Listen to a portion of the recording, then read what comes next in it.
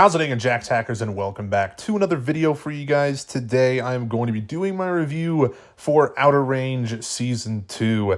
And this is a show I very much enjoyed the first season of, and I was actually kind of annoyed we had to wait 2 whole years to get the second installment, because to me, this is one of Amazon Prime's most underrated shows. I mean, everyone raves about The Boys, Invincible, and Fallout, which are good. But not many people talk about Outer Range, and Prime straight up does a poor job at promoting it, in my opinion. It just feels like they really don't care about it as much as some of their other shows. That's a shame, really, because this is a damn good show, and I think more folks should be watching. So, was the 2-year hiatus worth it? Did Season 2 deliver? Yes, I think it did. I think overall this is a good season. So, I guess I'll do a little bit of a spoiler-free section here at the beginning of the video, and then I'll get into some spoilers later on, but I'll make sure to have a warning, so don't worry.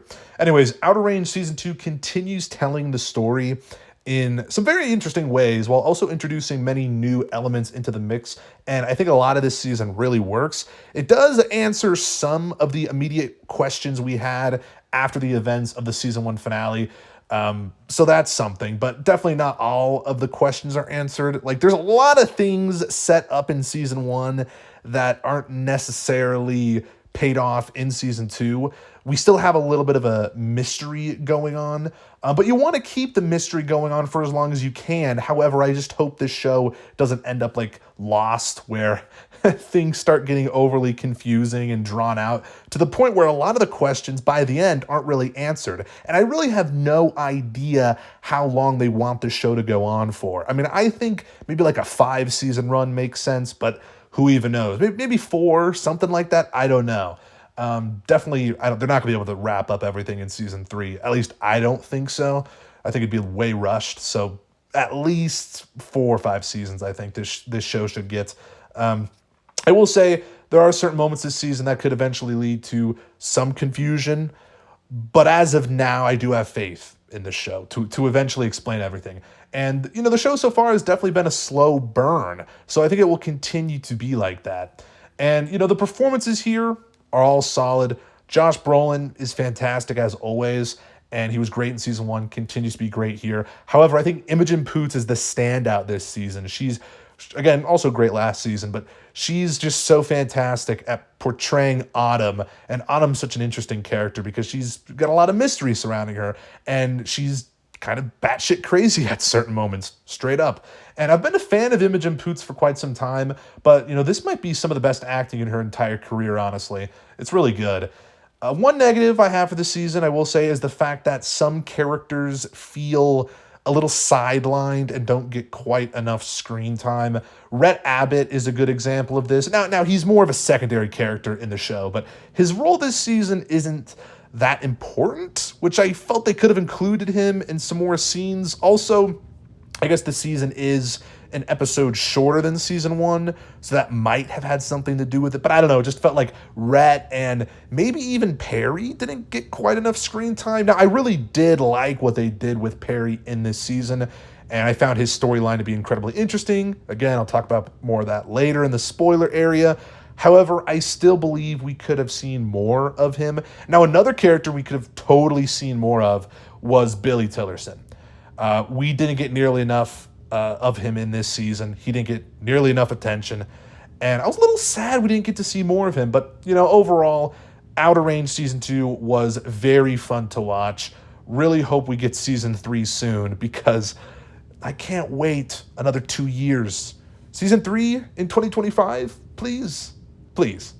All right, so I really, you know, it's kind of a hard show to not delve into spoilers, so that about does it for my spoiler-free section. So if you've not seen Season 2, now's your time to leave and go watch it, because it is good. So I don't want to spoil it for you. But anyways, spoiler territory now. This season really dives deep into the time travel stuff, or whatever you want to call it. Time manipulation, whatever. And I think it made for a very exciting season. Joy being trapped in the 1880s for 4 years, and Perry being in the, I think, 1980s with a younger version of his dad, Royal, was super cool stuff. And I just hope the time travel shenanigans don't become too convoluted, because the way this season ended with Perry accidentally getting his past self killed was interesting, and I was totally not expecting that. It appears that he has officially created some kind of alternate timeline, and now he's going to be living in it in season 3, seemingly. And that will be very interesting to see play out, because it actually looked like in the episode when Perry walks back into the house like nothing happened, it looks like Royal knew this version of Perry was not the original Perry, and that's intriguing.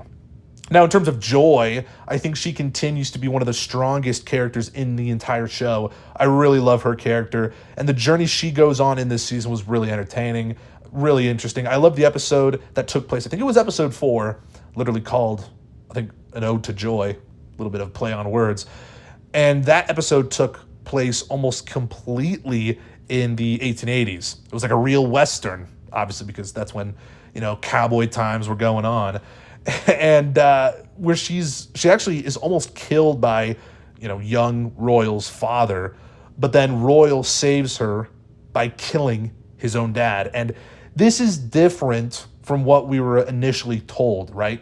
Because Royal had always said he had killed his father in a hunting accident, but Joy being in this timeline, it has officially altered things. And I'm still kind of confused on how time travel works in this show, but I'm sure it will all be explained eventually. And I liked seeing where Amy was taken to this season finally, and finally getting more of Rebecca, who is her mother, obviously, who had gone missing in season 1. We finally know where she is. And Autumn wanting to actually throw Amy in the hole was an interesting plot line. And next season, we'll definitely explore where Amy went to after she fell into that hole, because some say she went into the future, others believe she went into the past. I don't know. I think it could be either. We definitely have to see her transformation into Autumn, and we should see more of that in season 3. Now, in terms of the Tillersons, I thought Luke had a really good season, but again, Billy could have totally been utilized way more. Obviously, he had been injured in the season 1 finale, and he's kind of recovering the whole season. But the fact that he just ends up getting killed by Luke was kind of anticlimactic, and that's just my opinion. However, I do have a feeling Wayne might somehow create a new timeline where Billy doesn't die, because of course, as we saw, Wayne ended up going into the hole as well. So a lot of people are in the holes or different timelines right now. We have Perry, Wayne, and Amy are not in the main timeline, or whatever you want to call it. So it's a little crazy, to be honest. It's not too confusing yet, at least for me.